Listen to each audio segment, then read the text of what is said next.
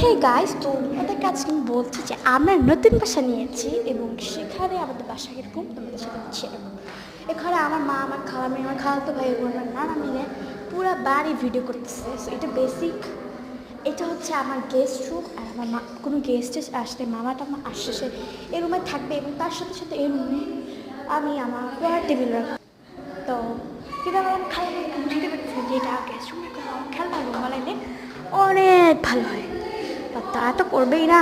তো চলো, এটা ডাইনিং রুম, এটার মধ্যে কিচেন। জানি না ব্যারের সাথে কী বুদ্ধি ছিল, এখানে একটা ত্যাগ দিলেই পারতো যেখানে আমরা খাবার রান্না করে রাখতে পারতাম।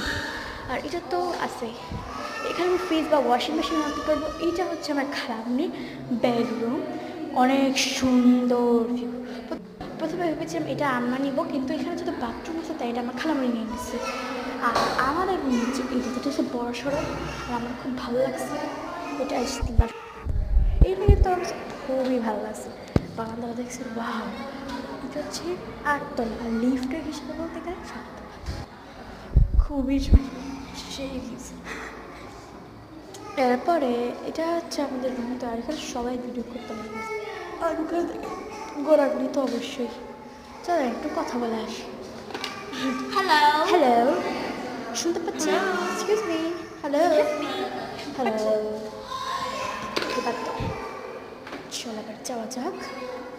সো এটা তো ডাইনিং রুম বলেছিলাম। সো ইয়েস, তো দেখা হবে অন্য ভিডিওতে। আর হ্যাঁ, এটা পার্ট 2 আসবে যেখানে আমরা ফার্নিচার। তো সি ইউ নেক্সট টাইম।